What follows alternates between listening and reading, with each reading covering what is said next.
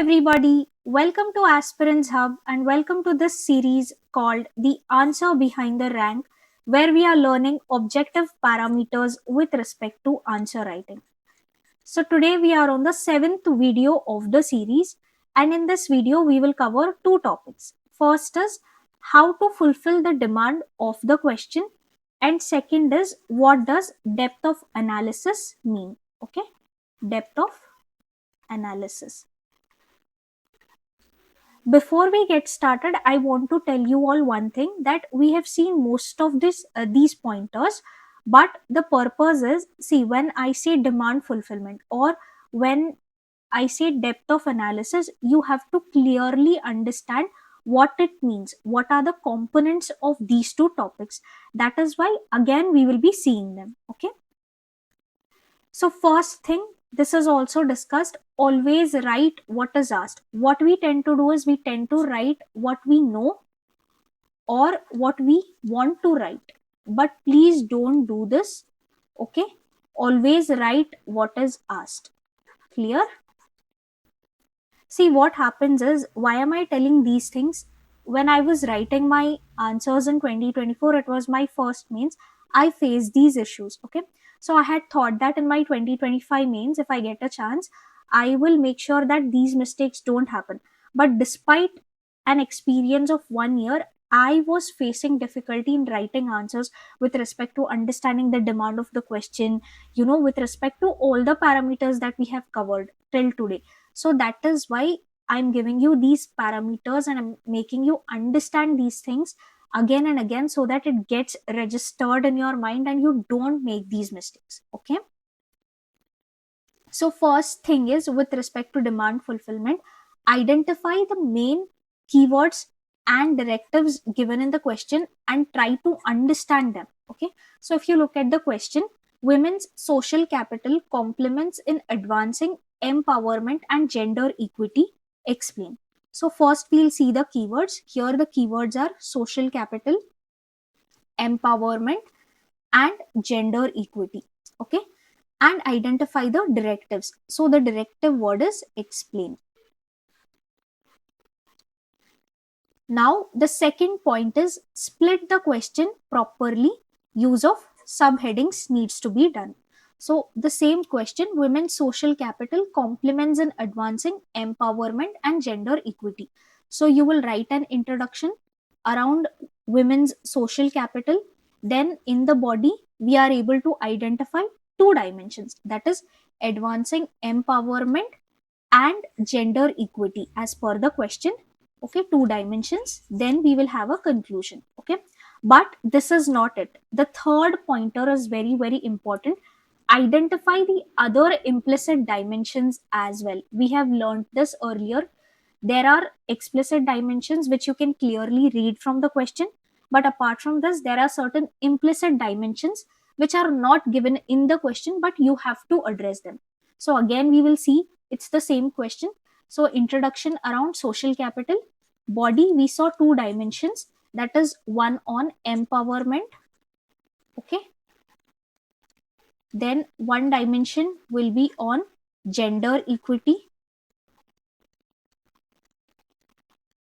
Then our next dimension, which is implicit, is, however, there are certain challenges.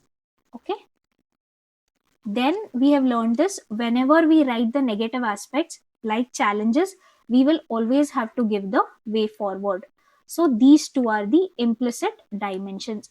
So always read points 2 and 3 together. That is, first you will identify the dimensions given in the question. Immediately after that, you will also see the implicit dimensions given in the question. Okay, I mean implicit dimensions that you will have to deduce from the question. Okay, next is use relevant templates to address the demand properly. See, now in this question, women's social capital complements in advancing empowerment and gender equity. So what is the best approach? As per me, it is the pestle approach, which you can use. For example, political empowerment of women, economic empowerment, social empowerment, technological empowerment, cultural empowerment. See, pestle is a broad framework. You can tweak it according to what dimensions you want to add. You can bring in the cultural perspectives here, even if there is no C, but you can bring in this aspect. Okay, then with respect to gender equity, also gender equity in the political field, in the economic, in the social field, in the cultural field, or in the cultural, from the cultural perspective, in the technological field. So this is the best approach as per me. So when you see the question and when you do all this, like break it into proper subheadings, identify the explicit implicit dimensions, immediately after that you should also be able to have this thinking which approach you will be using to answer that particular question. Okay, so with this we have seen how to fulfill the demand of a particular question. Now we will quickly see the depth of analysis. Okay, this is very, very simple. Always write specific, precise pointers. Don't write vague pointers. Don't beat around the bush. And whenever you write your pointer, make sure that you substantiate it with relevant value addition pointers. And there are around 25 different types of value addition pointers which we have discussed yesterday. So please go and check that video. Okay, always write relevant examples. Please integrate it with current affairs and use different approaches across papers, across answers. Okay, think of this. Okay, whenever you are making notes or whenever you are sitting to study, always keep an open mind what approach you can use, so that, see, you don't have to copy these approaches from somewhere. It can be your own as well. So think, how can you address it holistically? How can you bring out multiple dimensions and cover that question which is asked very, very comprehensively?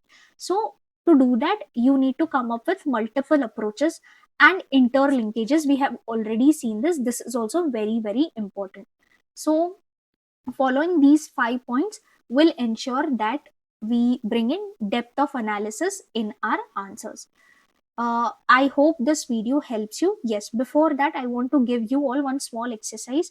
Whatever directives are there which are given in UPSC questions, I want you all to do this exercise, that make a note of the meaning of these directives. Okay,